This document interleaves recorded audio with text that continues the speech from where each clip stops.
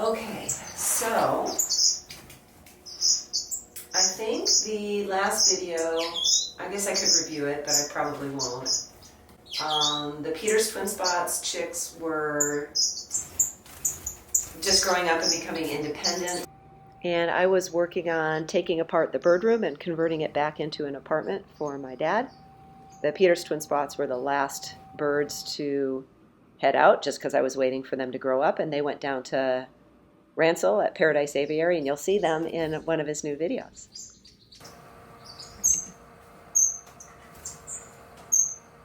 My dad was moving in. We were working on this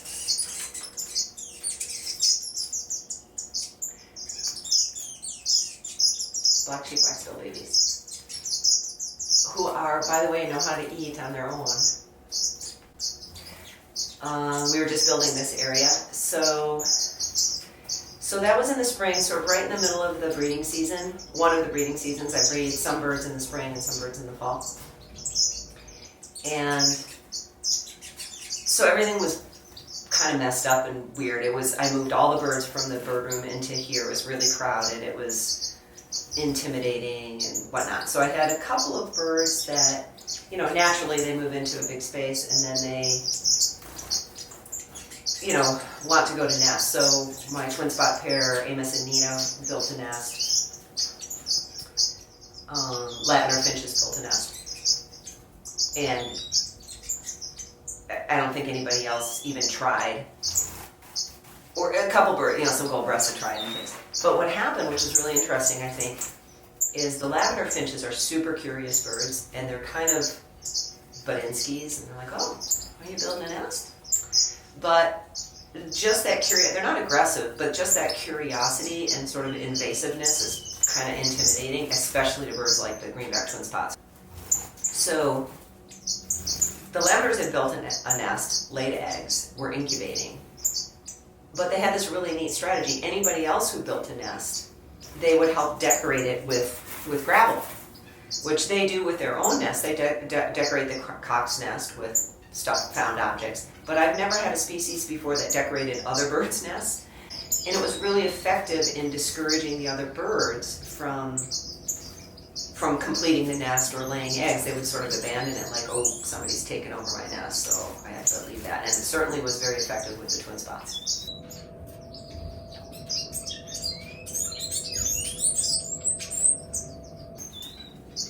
So that was additional chaos in the middle of all of that. The red-cheeked cordon bleus were fighting back and forth, the two pairs. That did not work out very well. So there was a lot of strife in the aviary. It was just too much for everybody, including me.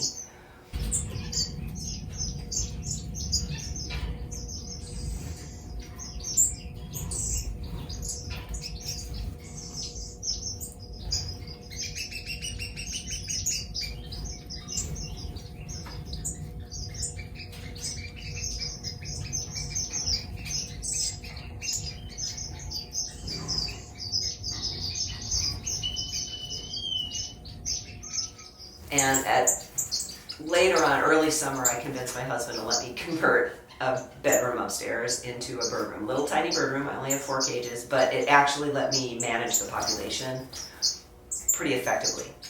So those are the birds that are up there right now. When I got down to 1 pair of black cheeks, let me back up. So I had the lavenders that were nesting. I had a pair of black cheeks, a pair of gold breasts, and a pair of twin spots, and that's the only 4 pair in this whole area. So, long story short, the black cheeks did go to nest, and I eventually, their first clutch failed. They didn't feed. The second clutch, they hatched 2 chicks. And after fledging, they stopped feeding the little female chick. No idea why they continued to feed the male. And he plays an important role later on. So then they started their 3rd clutch. And I was super paranoid that I had done something to disrupt things, which I'll explain a little bit more maybe later. Meanwhile, the lavender finches abandoned their clutch 4 days before they were due to hatch. Over here, the strawberry finch pair had built a nest and just started laying. And so I made kind of out of desperation. The strawberry finches are pretty easy to breed. Lavender finches are less common and less so. So I moved the lavender finch eggs into the strawberry nest, even though they had just started laying. And lo and behold, what good parents. They took over the eggs, they hatched them 4 days later, fed them, and fledged 2 chicks. What I think is really remarkable about this, in addition to the weird timing, is strawberry finch chicks sound like crickets when they beg, and lavender finches are completely different. And so I have no idea why that worked. I think I just got incredibly lucky, but also very grateful. So there was that chaos. Then the black cheeks, their third nest, they had 3 eggs and hatched 3 chicks. And then the gold-breasted pair decided to take over the cock's nest, the little dummy nest on the top, and start laying. So I was super paranoid that they were gonna, gold-breasted waxbills can be pretty feisty. And I thought, oh my gosh, they're going to, discourage the parents from coming back to the nest to feed the babies. So I ended up catching that pair and moving them upstairs. And I had already moved the lavender finches upstairs after their last clutch because I didn't want them to try again. So anyway, I ended up with a lot of birds upstairs, and I'm super excited to move them back down. And they're gonna stay here all winter. So I've insulated this area, the smaller part of the aviary. I've insulated the front, it's all double layered now, double paned, I guess you would say. This is going to be kept at a little bit higher temperature. That was my plan. Then I was going to make a pass-through so that you could have the warming area, which is kept at the warmest temperature, this next area that's kept slightly cooler, and then this area that was slightly cooler than that. And so the birds would have a lot of choices where they would want to be, and I wouldn't have to heat the entire space.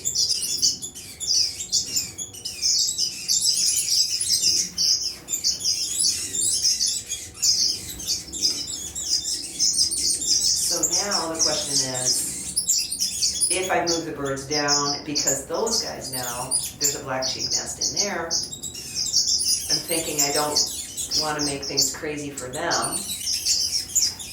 So, yeah, so that's to be determined. Okay, but I can add some birds to this side now. Even though they sound like they're baby babies. They're not baby babies. They will just keep trying to get food as long as they can.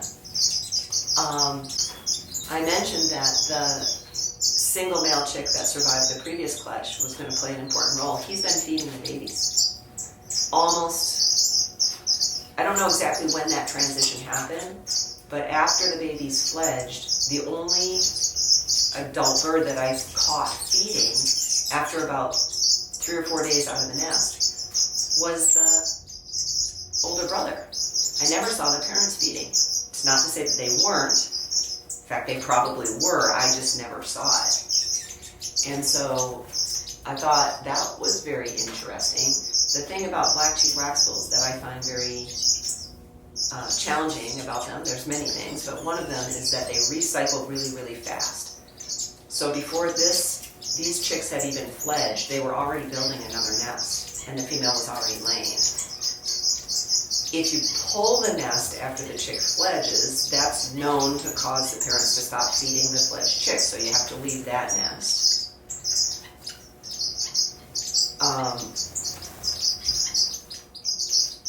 So there's something up with that dynamic where the parents may rely on the older chicks to feed the previous clutch while they go on to the next thing, mentally and physically, or something. But anyway,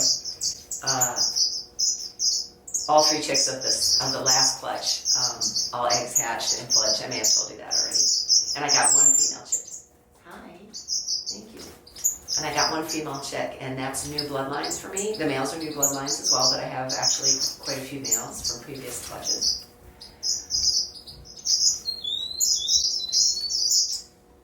So, okay, let's go get birds. I think was that everything? I think that might be everything.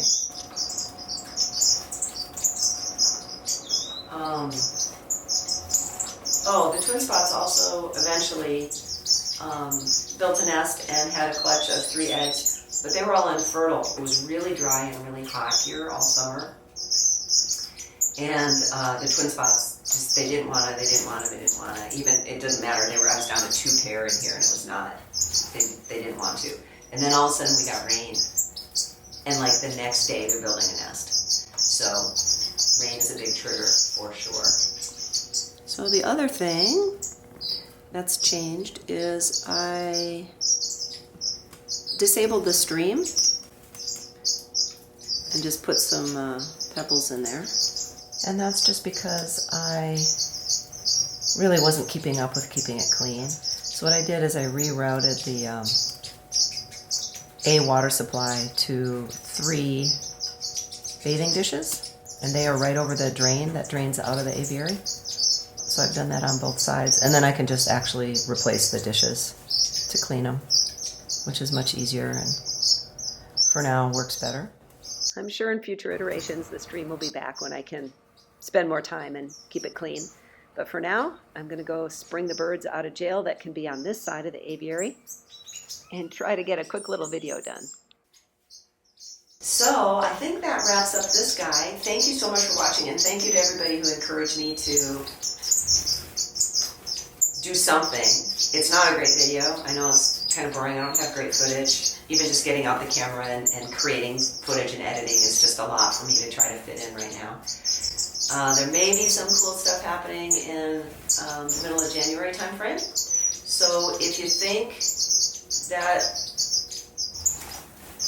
let's see, how do I want to say this? It's ridiculously motivating for me and encouraging for me to have people say kind things. I love my finches. I'm going to take care of them anyway. I'm going to do my thing.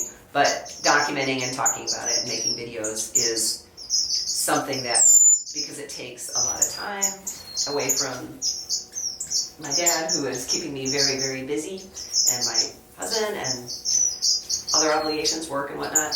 If you get something out of it, it helps me a lot to know it. Yeah, how about that? Okay. Thanks for watching.